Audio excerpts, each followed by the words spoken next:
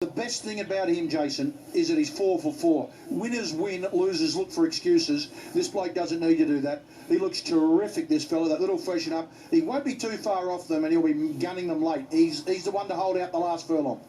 Number 2 is A Time for War, who's first up from a spell. He's a Group 2 winner up in Queensland. Well, honestly, Stevie Wonder would have saw this on Tuesday morning. 53.05 they ran for the trial at Rose Hill against Rubik. You know, we're talking about Rubik as a weight for age sprinter, I think he's going to be. And this bloke was outstanding. Did he leave it there on Tuesday morning? It's not the first time, though, that he's tried on Tuesday, race Saturday. Well, he's a good horse. If they leave him alone, I know his fitness is going to improve, but geez, he trialled good on Tuesday. The colt by Aim Invincible's also got the Queensland form and the group form. Is second up from a spell. Number 3, Brazen Bow.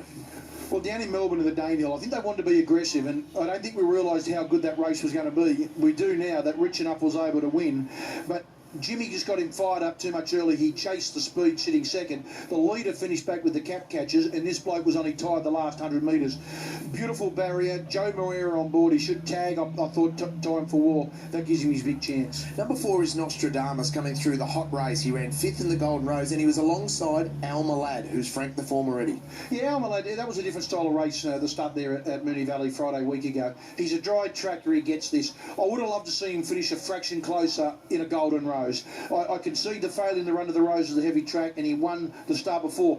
But he won the San Domenico. He beat Washington Heights, who wasn't ready, and he beat Law and Wangina, who wasn't ready. Was he just early on?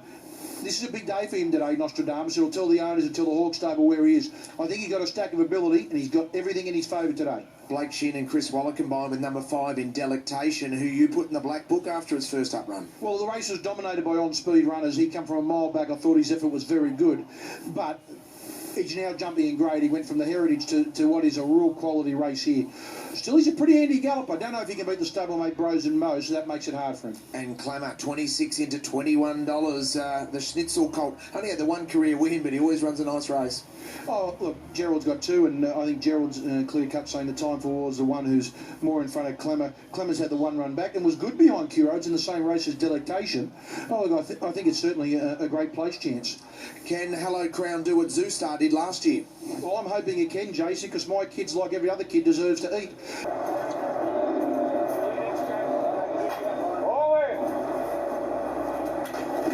Spring back, and a good start by Hallowed Crown, who probably came out about a half a length behind them. Time for War jumped well and shows out from the stablemate Clamour in the first couple of 100 metres.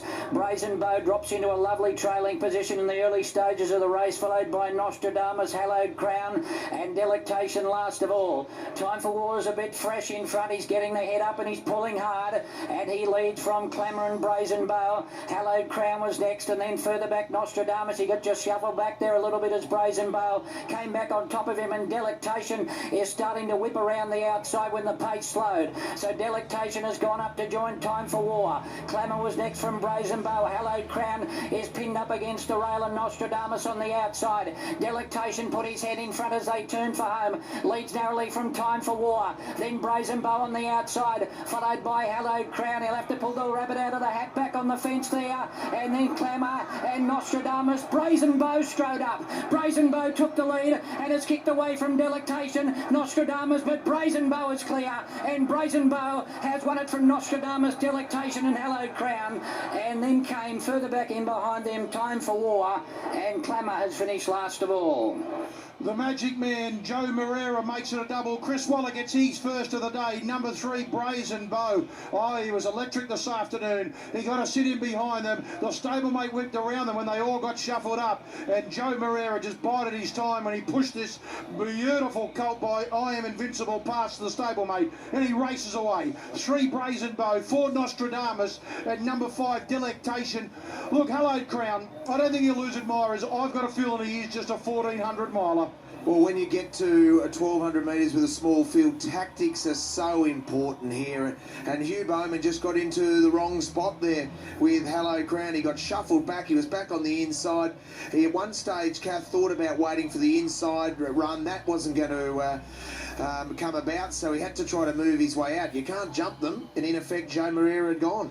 Yeah, exactly, and I think there's pretty good pretty good merit in Richie's point there. I think he is 1400 coming back to the 1200 didn't suit him today. Small field didn't suit him. He won't lose any admirers. He does want a mile, I think.